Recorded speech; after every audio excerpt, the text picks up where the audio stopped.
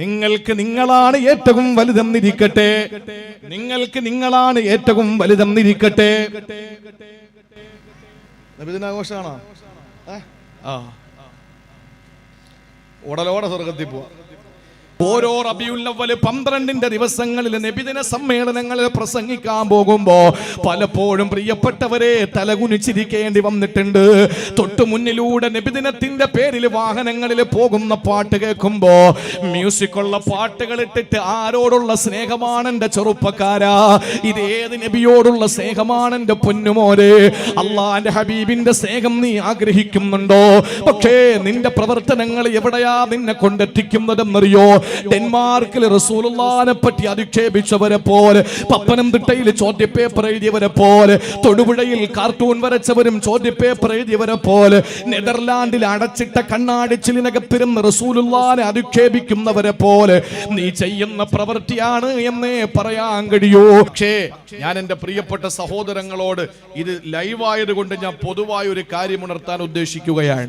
അത് മറ്റൊന്നുമല്ല, അള്ളാഹുവിന്റെ ഹബീബിനെ എന്താണെന്ന് നമ്മൾ മനസ്സിലാക്കി ഖുർആനിലൂടെ പരിചയപ്പെടുത്തിയിട്ട് ആ പരിചയപ്പെടുത്തൽ അവസാനിക്കുമ്പോ അള്ളാഹു നബി തങ്ങളെ ആശ്വസിപ്പിച്ചുകൊണ്ട് പറയുന്നു, മുത്തേ, അള്ളാന്റെ ഹബീബിനോട് അള്ളാഹു പറയുന്നു, ഫഇൻ തവല്ലൗ, നബിയേ, നിങ്ങളെപ്പറ്റി ഞാൻ ഇത്രയൊക്കെ പറഞ്ഞിട്ടും അവർക്ക് തിരിഞ്ഞിട്ടില്ലെങ്കിൽ, അവര് മനസ്സിലാക്കിയിട്ടില്ലെങ്കിൽ ഒരു കാര്യം ഞാൻ പറയാം, ഫഖുൽ ഹസ്ബി അല്ലാഹ്, പറയ്, എനിക്ക് നിങ്ങൾ വേണ്ട, ഹസ്ബി അല്ലാഹ്, എനിക്ക് അല്ലാഹ് മതി, എനിക്കെന്റെ അല്ലാഹ് മതി, എനിക്കിങ്ങനെ ഒരു അനുയായികളെ വേണ്ട, എനിക്കിങ്ങനെ ഒരു അനുയായികളെ വേണ്ട എന്ന് ധൈര്യമാകിട്ട് പറയൂ നബിയേ. അങ്ങക്ക് ഞാനുണ്ട് ഹബീബേ, അങ്ങക്ക് ഞാനുണ്ട് റസൂലേ. അല്ലാഹു നബി തങ്ങളെ ആശ്വസിപ്പിക്കുകയാ. ഇവിടെ 2 കൂട്ടം ആളുകളെ നമുക്ക് കാണാൻ കഴിയും. അള്ളാന്റെ ഹബീബിന്റെ ജന്മദിനത്തിൽ സന്തോഷിക്കണ്ടെന്ന് പറയുന്ന ഒരു സമൂഹത്തെ നമുക്ക് കാണാം. എന്തിനാ സന്തോഷിക്കുന്നത്?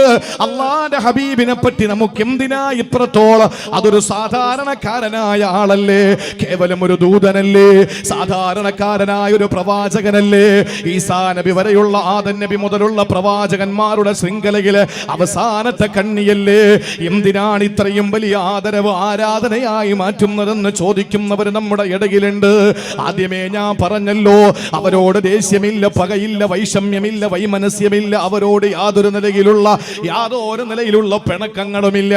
അവര് പറഞ്ഞോട്ടെ, ചിന്തിച്ചോട്ടെ. പക്ഷേ ഇന്ന് സമുദായത്തിന്റെ പരിവേഷം കെട്ടിയിട്ട് അല്ലാഹുവിന്റെ റസൂലിനോടുള്ള പ്രണയത്തിന്റെ പേരിൽ ചെറുപ്പക്കാര് അതിര് വിട്ടു പോകുന്നു എന്നത് പറയാതിരിക്കാൻ നിവർത്തിയില്ല. എന്റെ പ്രിയപ്പെട്ട ചെറുപ്പക്കാരെ, അള്ളാഹുവിന്റെ ഹബീബിന്റെ അനുയായികളാകാൻ നമുക്ക് കിട്ടിയ ഭാഗ്യം ചെറുതൊന്നുമല്ല.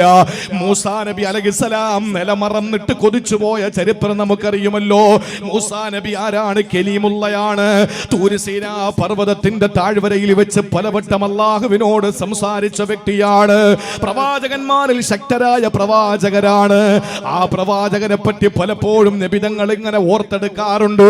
ഏതൊരു പീഡനം അനുഭവിക്കുമ്പോഴും അള്ളാന്റെ ഹബീബ് പറയുന്നത്, യർഹമില്ലാഹു മൂസാ ഖദ് ഊദിയ മിൻ ഹാദാ, എന്റെ മൂസ എന്ന ജ്യേഷ്ഠ സഹോദരൻ അല്ലാഹ് കരുണ ചൊരിയട്ടെ.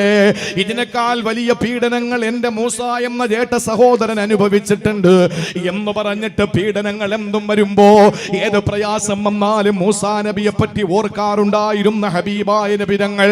ആ മൂസാ പ്രവാചകനെ ചില്ലറക്കാരനാണോ? ഉലുൽ അസ്മുകളിൽപ്പെട്ട പ്രവാചകരല്ലേ. മൂസാ നബി അലൈഹിസ്സലാമിനെ കലീമെന്ന് പേര് വരാൻ തന്നെ കാരണം തൂർ സീനാ പർവ്വതത്തിൽ വെച്ച് പലവട്ടം അല്ലാഹുവിനോട് സംസാരിച്ചതിന്റെ പേരിലല്ലേ. ആ മൂസാ നബി തന്റെ നില പോലും മറന്നുകൊണ്ട് ആഗ്രഹിച്ചു പോയത് എന്തെന്നറിയോ?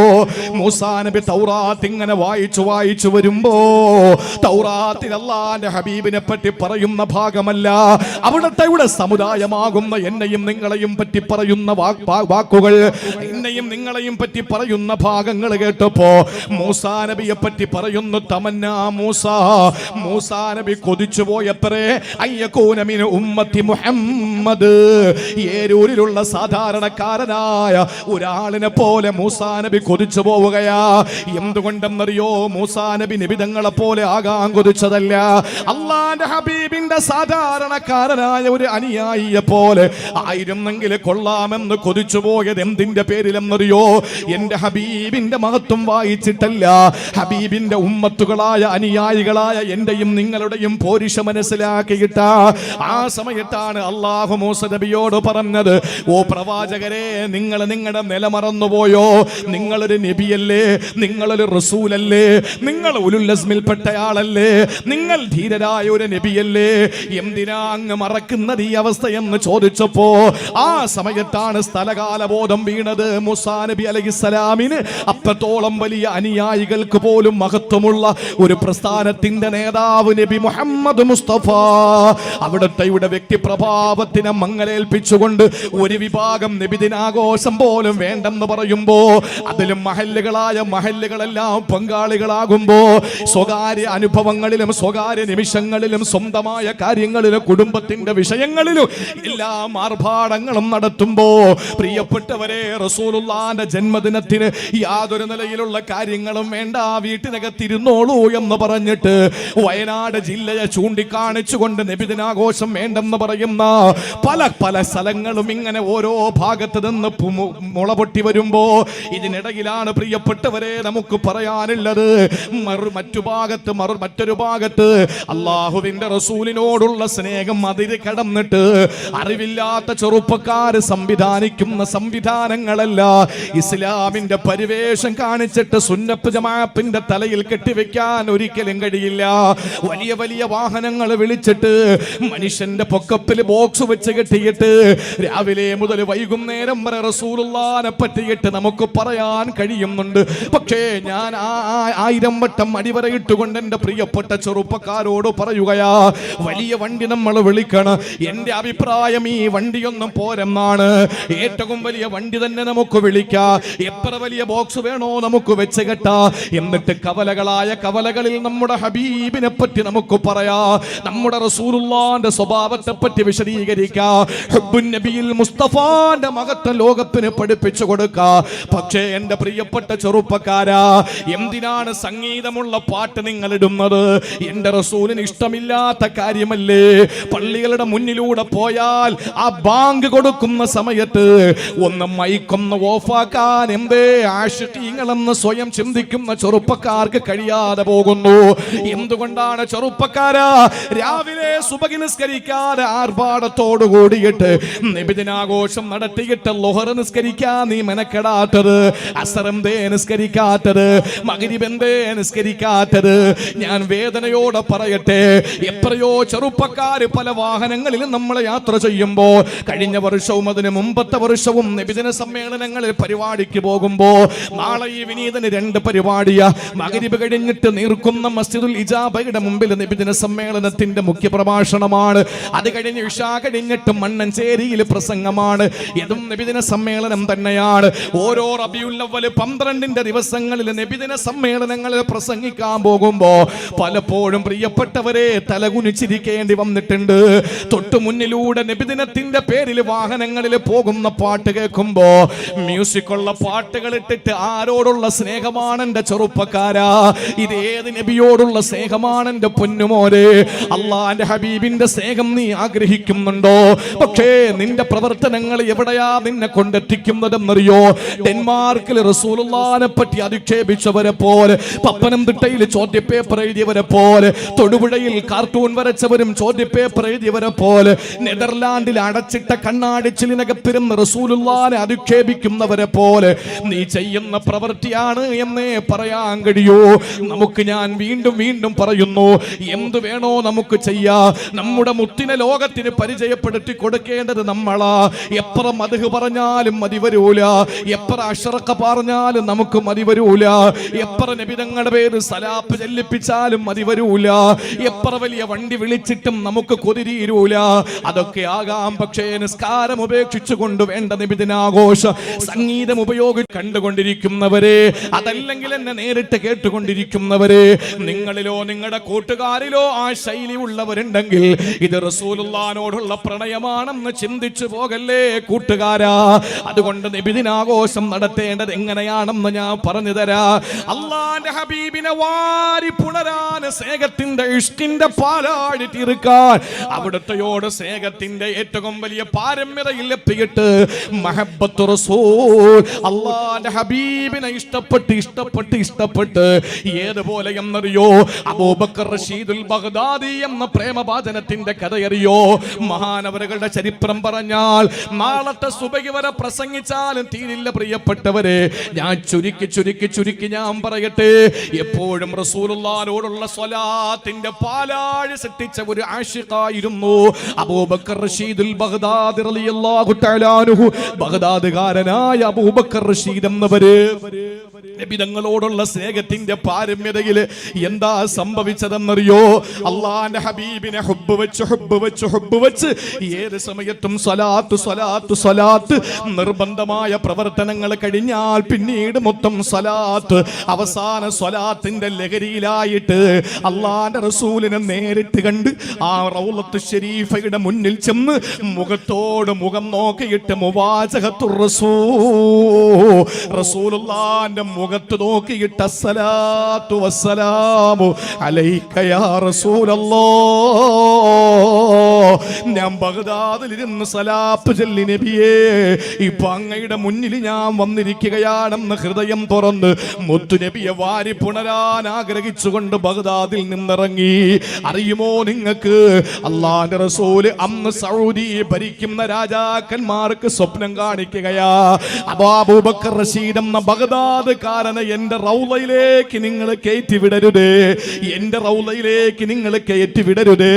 എന്റെ മുമ്പിൽ വന്ന് എന്നോട് നേരിട്ടെങ്ങാനും റഷീദ് സലാം പറഞ്ഞ അബൂബക്കർ റഷീദ് എന്റെ മുഖത്ത് നോക്കിയിട്ട് സലാം പറഞ്ഞാൽ ഞാൻ റൗളയിൽ നിന്ന് ഇറങ്ങി കൂടെ അങ്ങ് പോകേണ്ടി വരും. അത്ര എന്നെ സ്നേഹിക്കുന്ന മനുഷ്യരാ. അതുകൊണ്ട് നിങ്ങൾ ഈ പടിവാതിൽക്കൽ കയറ്റിവിടല്ലേ, അത് വലിയ അപകടം ചെയ്യുമെന്ന് പറഞ്ഞപ്പോൾ അടയാളം പറഞ്ഞു കൊടുത്തു. എല്ലാ പോലീസുകാരും പാറാവുകാരും പട്ടാളക്കാരും തടഞ്ഞു നിർത്തി. സലാത്തിന്റെ മാസ്മരികത തീർത്തുകൊണ്ട് റസൂലുള്ളാഹിന്റെ മുഖം കാണിക്കാൻ വേണ്ടി വന്ന അബൂബക്കർ റഷീദുൽ ബഗ്ദാദിയെ തടഞ്ഞു നിർത്തിയിട്ട് തിരിച്ചു വിട്ടു. പോകാൻ എങ്ങനാണ് മനസ്സ് വരിക? മാറി കുറെ ദൂരങ്ങൾ സഞ്ചരിച്ചിട്ട് അവിടെ നിന്നിട്ട് പല രീതിയിലും വരാനുള്ള ആസൂത്രണം നടത്തി. അവസാനം വന്നു, വീണ്ടും മാട്ടിപ്പായിച്ചു. അവസാന സ്വലാത്ത് ഇങ്ങനെ ചൊല്ലി ഭ്രാന്തായി ലഹരിയായി അവസാനം എന്താ എന്റെ റസൂലിന്റെ മുമ്പിലെത്താനുള്ള വഴി എന്നതിനെ പറ്റി ചിന്തിക്കുമ്പോ തലയിൽ ചുമടുകളുമായി പോകുന്ന യാത്രക്കാരെ കാണുകയാണ്. അത് മദീനയുടെ വഴിയിലൂടെ നടന്നു പോകുന്ന ആളുകളാണ്. തലയിൽ വലിയ വിറക് കെട്ടുകളാ. അവരിൽ ഒരാളെ ചെന്നിട്ട് കണ്ടിട്ട് പറഞ്ഞു, നിങ്ങൾ എനിക്ക് ഉപകാരം ചെയ്തു തരുവോ? ആ വിറക് കെട്ടിന്റെ അകത്ത് എന്നെ ഒളിപ്പിച്ചിട്ട് റൗളയുടെ മുന്നിലൂടെ ഒന്ന് കൊണ്ടുപോകുമോ? എന്റെ സ്വത്ത് മുഴുവനും നിങ്ങൾക്ക് തരാ, എന്റെ എല്ലാ സംവിധാനങ്ങളും നിങ്ങൾക്ക് തരാ, പകരം എനിക്ക് നിങ്ങൾ ഈ ഒരു കാര്യം ചെയ്തു തരണമെന്ന് പറഞ്ഞിട്ട് അള്ളാന്റെ ഹബീബിനോടുള്ള പ്രണയ ലഹരിയാൽ വിറക് വെട്ടുകാരനായ വിറക് ചുമട്ട് തൊഴിലാളിക്ക് എല്ലാ ഓഫറുകളും കൊടുത്തിട്ട് ആ വിറക് കെട്ടിന്റെ ഉള്ളിൽ കയറി ഒളിച്ചിരിക്കുകയാ. അങ്ങനെ മസ്ജിദുൻ നബവിയുടെ മുമ്പിലെത്താൻ അടുക്കുമ്പോ, റൗള ഷരീഫിന്റെ മുന്നിലെത്താൻ അടുക്കുമ്പോ ആരോ അവിടെ നിന്നിട്ട് പറഞ്ഞു മുഹമ്മദ് എന്ന് കേട്ടാൽ പരിസരം മറന്നിട്ട് എല്ലാം മറന്നിട്ട് ലഹരി ബാധിച്ചവനെ പോലെ ഉറക്കെ സ്വലാത്ത് ചൊല്ലി അബൂബക്കർ റഷീദുൽ ബഗ്ദാദിക്ക് താൻ വിറക് കെട്ടിന്റെ ഉള്ളിലാണ്, താൻ ഒളിച്ചു കടക്കാൻ ശ്രമിക്കുന്നവനാണ്, താൻ മറഞ്ഞിരിക്കുന്നവനാണെന്ന ചിന്ത പോലും ഇല്ലാതെ ആരോ റസൂലുള്ളാഹിന്റെ പേരങ്ങ് പറഞ്ഞപ്പോ വിറക് കെട്ടിന്റെ ഉള്ളിലിരുന്ന് കൊണ്ട് ചൊല്ലി സ്വല്ലല്ലാഹു അലൈഹി വസല്ലം, സ്വല്ലല്ലാഹു അലൈഹി വസല്ലം എന്ന് ചൊല്ലിയപ്പോൾ പോലീസ് വന്ന് കെട്ടഴിപ്പിച്ചു, അദ്ദേഹത്തെ ഇറക്കി വിട്ടു. പിന്നീട് റൗള ഷരീഫിന്റെ മുമ്പിൽ നിന്ന് അന്തിച്ചു വീശുന്ന മന്ദമാരുതന്റെ തഴുകി തലോടലില് തന്റെ പ്രേമത്തെ എങ്ങനെയാണോ റസൂലുള്ളാഹിന്റെ റൗളയിൽ നിന്ന് അടിച്ചു വീശുന്ന ആ ഇളം കാറ്റിനെ തന്റെ നെഞ്ചിലേക്ക് ചേർത്തിട്ട് ഹുബ്ബ് വെളിവാക്കിയ അബൂബക്കർ റഷീദുൽ ബഗ്ദാദിമാരാകുവോ? സ്വലാത്തുകൾ ചൊല്ലിയിട്ട് റസൂലുള്ളാഹിയെ സ്നേഹിച്ച് ലഹരിയാകാൻ കഴിയോ? എന്തിനാ മ്യൂസിക്കുള്ള പാട്ടിടുന്നത്? എന്തിനാണ് റസൂലുള്ളാഹിനെ ഇഷ്ടപ്പെടാത്ത പ്രവർത്തനങ്ങൾ ചെയ്യുന്നത്? എല്ലാം നമ്മൾ ചെയ്യുമല്ലോ, പക്ഷെ സ്വലാത്ത് എത്ര ചൊല്ലി എന്ന് ചോദിക്കുമ്പോൾ റബീഉൽ അവ്വൽ അവസാനിച്ച് റബീഉൽ ആഖിർ കടന്നു വരുമ്പോൾ ഒരു 100 സ്വലാത്ത് പോലും നമ്മൾ ചൊല്ലിയിട്ടുണ്ടാകൂല. ഒരു 100 സ്വലാത്ത് സ്വലാത്ത് പോലും നമ്മൾ ചെല്ലിയിട്ടുണ്ടാവൂല. ഒരുപാട് സദസ്സുകളിൽ ഒരുപാട് സ്വലാത്തുകൾ ഇജാസത്ത് കൊടുക്കുന്ന, എനിക്ക് ഒരുപാട് പ്രതിസന്ധികൾ വന്നപ്പോ, ഒരുപാട് പ്രയാസങ്ങൾ എനിക്ക് നേരിട്ടപ്പോ, ആ പ്രയാസങ്ങൾ ഞാൻ പറയാതെ തന്നെ വായിച്ചെടുത്ത മഹാനായ ശൈഖുനായ ഒരു ഉസ്താദ്. പ്രിയപ്പെട്ടവരെ, ഈ അടുത്ത സമയത്തും ഒരു പ്രതിസന്ധിയിൽ ഞാൻ പെട്ടുപോകുമ്പോൾ, പല രീതിയിലും ശത്രുക്കൾ വിരിച്ച വലയിൽ ഞാൻ കുടുങ്ങി പോകുമോ എന്ന ഒരു സന്ദർഭത്തില്, ആ ഘട്ടത്തിൽ ഞാൻ ഉസ്താദ് ഈ പരിപാടിക്ക് വേണ്ടി എന്നെ ക്ഷണിക്കുമ്പോൾ ഞാൻ പറഞ്ഞു, ഉസ്താദേ ഇങ്ങനെ ഒരു പ്രയാസം നേരിട്ട് കൊണ്ടിരിക്കുകയാണ്. ആ സമയത്തും എനിക്കൊരു സ്വലാത്തും ദിക്റും പറഞ്ഞു തന്നു. പ്രിയപ്പെട്ട സഹോദരങ്ങളെ, അങ്ങനെ ഒരുപാട് സ്വലാത്തുകൾക്ക് ഇജാസത്ത് കൊടുക്കുന്ന, ദിക്റുകൾ ഇജാസത്ത് കൊടുക്കുന്ന അതൊരു ലോകമാണ്. അതെല്ലാവർക്കും പറഞ്ഞാൽ തിരിയണമെന്നില്ല. അതൊരു ലോകമാണ്. ദിവസവും രാവിലെ സൂര്യൻ ഉദിച്ചു കഴിഞ്ഞാൽ, സുബഹി നിസ്കാരം കഴിഞ്ഞ് സൂര്യൻ ഉദിച്ചു കഴിഞ്ഞാൽ 101 സ്വലാത്ത് ചെല്ലണം. അസ്ർ നിസ്കാരം കഴിഞ്ഞാൽ 101 സ്വലാത്ത് ചെല്ലണമെന്ന് എന്നെ ഞാനാക്കി മാറ്റിയ എന്റെ അഭിവന്യനായ ഗുരുവര്യർ, എന്നെ ഞാനാക്കി മാറ്റിയ, എന്റെ എല്ലാ കുറവുകളും കണ്ടു ചേർത്തു നിർത്തിയിട്ട് എന്നെ പഠിപ്പിച്ച ആദരണീയനായ ശൈഖുൽ ഹദീസ് ബീരാൻകുട്ടി ഹളറത്ത് നവ്വറല്ലാഹു മർഖദ മഹാനവറുകൾ തന്ന ഇജാസത്ത് 15 വർഷമായി. പടച്ചവന് സ്തുതി, അൽഹംദുലില്ലാഹ്. ഈ 15 വർഷത്തിന്റെ ഉള്ളില് ഓരോ ദിവസം സുബഹി കഴിഞ്ഞും അസർ കഴിഞ്ഞും 100 സ്വലാത്ത് വീതം ചെല്ലാൻ എനിക്ക് അനുമതി തന്ന, ഇജാസത്ത് തന്നിട്ട് ഈ നിമിഷം വരെ, ഇന്ന് ഞാൻ ഈ സദസ്സിൽ കയറുമ്പോഴും ഞാൻ ചൊല്ലിക്കിട്ടാ കയറിയത്. പ്രിയപ്പെട്ടവരെ, 15 വർഷമായി ഞാൻ മുടക്കിയിട്ടില്ല.